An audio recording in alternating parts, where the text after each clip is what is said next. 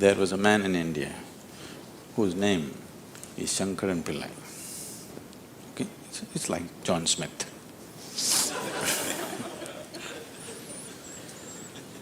His son came to United States.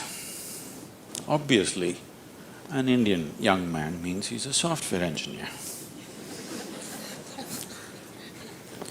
He went to Texas, Houston and started working there.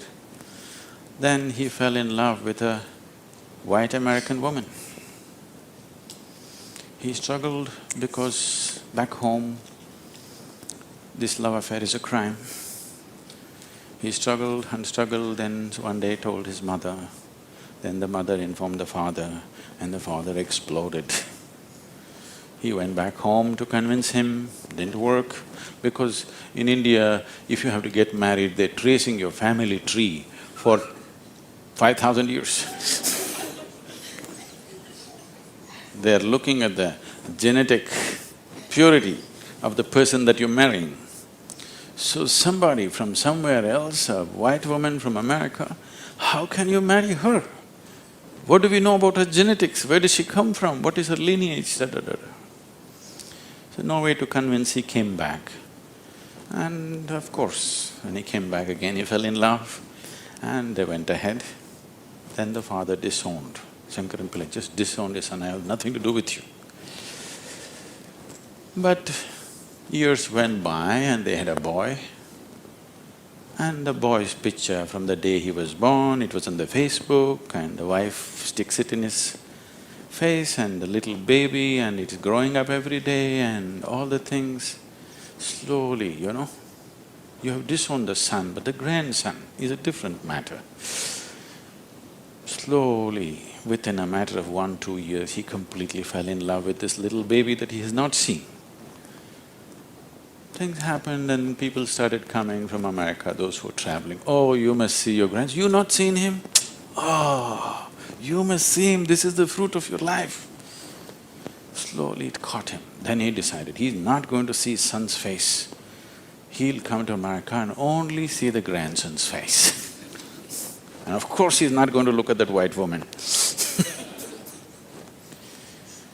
Then he came to America and a 7-year-old boy, full of energy, they're living on a small ranch, he's all over the place doing all kinds of things. He completely got washed away by this little fellow. Then this little boy one day said, "Grandpa, come, I'll show you my archery skills." He took him to the barn inside and he went into the barn and there he saw 8 targets, all of them with the arrow in the bullseye. Shankaran Pillai looked at it and then he thought, oh, this is my grandson. He thought of all the great legendary archers of India, Arjuna and Ekalavya and he saw the future, all the Olympic gold medals falling from the sky. Then he asked, from what distance did you shoot? The boy said, from 20 yards. What? From 20 yards, 8 targets, you shot them dead on, bullseye? How do you do this? Then the boy said, "Grandpa, I first shoot and then paint the target." So, these concepts about being successful can be very crippling. And I have continuously been with people, they've reached a certain point of success and their concepts of success are not fitting, their life is not fitting into their concept of success and it's breaking it and they think something is going wrong. It is not going wrong, they're just getting better, situations are pushing them on, but their concept is breaking up, so they're suffering their success. You will see any number of people going through these kind of things. When we talk about success, I'm sure all of you must be already having plans as to how to unfold this success in your life. Made your plans. Plan is good,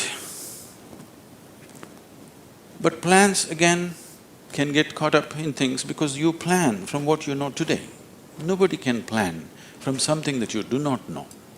Your plan means it is an exaggeration of today as a tomorrow.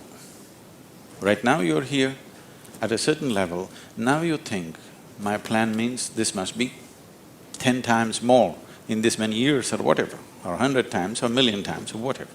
But plan is just essentially an exaggeration of what is today. Maybe there is a certain logic to it, maybe there is certain understanding of the logistic attached to it, but essentially it's an exaggeration of today. That means in many ways it's ruled out whatever other possibilities which are not yet in your experience. In Pennsylvania, you heard of the Pennsylvania floods? Pennsylvania has floods, you know. It once happened, a big flood came and water started rising in a small town and it rose up to the house is getting submerged. So two young boys got onto the roof of their house and they were sitting there. And then they saw a hat going up and down in front of the house. One of the boys asked, "What is that? Why is that hat going up and down?" So the other boy said, "Don't worry, it's my dad. Yesterday night he got into a fight with my mom and took a vow, hell or high water, I'm going to mow that lawn."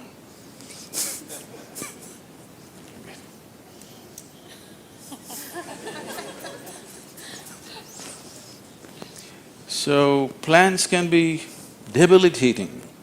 It's good to have a plan, but it's more important that you have a purpose. If you have a purpose, plans will evolve, things will happen, plans will fall apart, new things will come up. Whatever has to happen will happen. If you hold on to a certain purpose, other things will just serve that purpose. But if you are very committed to a plan as such, then plan can become a blueprint for restriction. It is also a possibility. It's all right to hold a plan, but you must hold a plan at a certain distance. You shouldn't get identified with the plan. The process of success.